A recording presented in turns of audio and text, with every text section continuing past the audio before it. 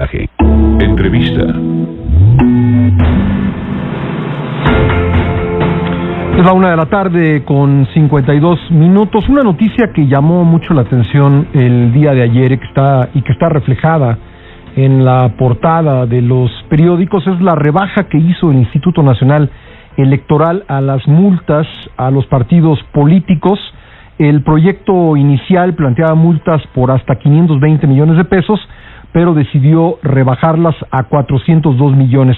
Exactamente por qué esta rebaja de 118 millones de pesos, vamos a platicarlo con Ciro Murayama, consejero del Instituto Nacional Electoral. Hola Ciro, ¿cómo estás? Bienvenido nuevamente al programa. Gracias, encantado. Bueno, platícanos porque creo que vale la pena precisar exactamente por qué tomaron esa decisión. Claro que sí, mira, el INE, precisamente cuando dejó de ser el Instituto Federal Electoral y se volvió Instituto Nacional Electoral, uno de los cambios más importantes es que recayó en nosotros la fiscalización de los ingresos y gastos de los partidos, no solo de lo que se entrega a nivel federal, sino de sus finanzas en las 32 entidades federativas.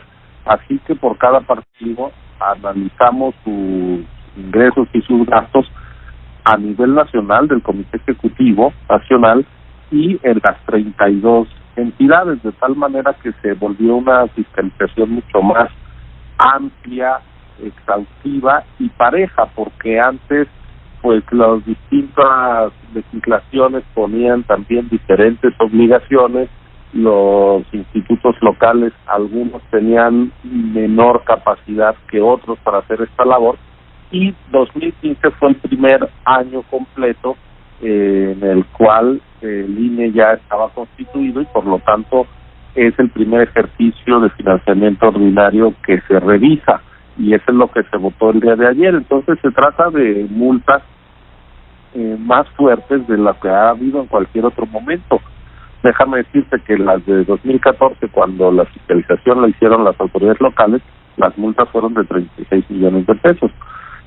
Ahora fueron en el ámbito local 273 millones más 128 en el federal, de tal manera que a nivel local crecieron 7 veces y media las sanciones. Ahora, en efecto se habían manejado cifras mayores al principio de sanción, pero lo cierto es que hay algunas obligaciones que los partidos a nivel local no tenían, y lo que quisimos evitar fue la posibilidad de que se alegara retroactividad, y por tanto estamos en una suerte de transición en la cual distintas gastos que ellos hicieron, por ejemplo, de manera incompleta, ellos tienen la obligación de destinar el 3% de su financiamiento a actividades específicas, a la formación de sus cuadros, la promoción de la cultura,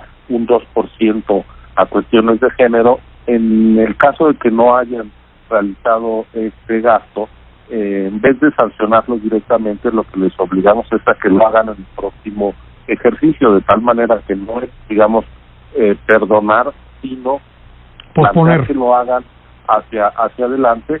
Y nos quitamos el riesgo de que nos puedan impugnar por una aplicación de la ley que fuese retroactiva. Insisto, sí, respecto al proyecto original se incluyeron estas consideraciones. Los partidos no hablaban de rebaja. Ayer lo que nos pedían es que fuéramos menos rigurosos, que tomáramos en cuenta que ellos no estaban acostumbrados a una fiscalización de este tipo en las entidades, que había usos y costumbres que se les permitía y el INE es más riguroso. Bueno, pues nos parece que el rigor debe ser parejo en todo el país, que el dinero público, no importa si es de origen federal o local, tiene que ser transparentado y gastado con toda pertinencia para lo que se les entrega a los partidos, y por eso es que llegamos pues a las multas más caras que haya habido en la historia con la fiscalización ordinaria. El mayor, ¿te estás refiriendo a los 402? Sí, bueno, son los 402 se componen por 263.700.000 pesos a nivel local. Digo que lo que les habían sancionado rondaba los 30 millones y ahora estamos arriba de los 270 millones, más de 7 veces y media más. Por eso digo que sí es un cambio fuerte el que ahora la autoridad fiscalizadora sea el INE y ya no los institutos locales. Había institutos locales muy débiles, Pascal, que realmente no tenían ni la capacidad técnica ni humana para hacer una fiscalización adecuada en términos de los recursos de los partidos, y lo que hacían era que cuando los partidos entregaban su informe de ingresos y gastos, la autoridad local contrataba un despacho de contadores, les daban los papeles para que revisaran, pues como hace un despacho de contadores cualquier auditoría a cualquier empresa o negocio, pero no era una fiscalización especializada en materia electoral,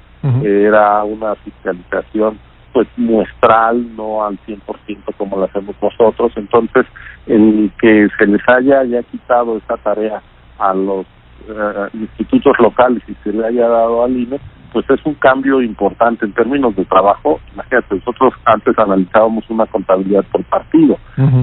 En 2010 había 10 partidos, pues hubiésemos hecho 10 dictámenes nada más, pero ahora son 33 dictámenes por cada partido, más los partidos políticos locales. Pasamos de 10 revisiones a 360 con el nacimiento del INE, y de ahí el resultado pues de estas sanciones. Bueno, entonces me quedo con que no es que se les haya perdonado, sino se pospuso el cumplimiento de obligaciones que si no la realizan, entonces sí vendrá la multa.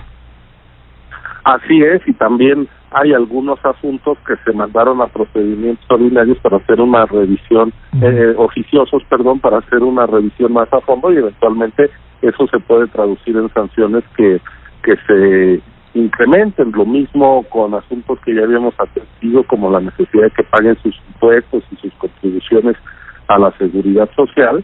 Si no lo hacen, pues eso se va a traducir también en sanciones, porque nosotros entendemos la fiscalización no solo como un acto de castigo, sino como un correctivo a la conducta de los propios partidos. Nos interesa que tengamos partidos más institucionales, más acostumbrados a rendir cuentas, que usen mejor los recursos, y para ellos que les estamos creando este contexto de exigencia, que cuando no lo cumplen, pues se traducen sanciones inevitablemente. Bien, pues muy bien, Ciro, muchas gracias por estas explicaciones y siempre un gusto platicar contigo.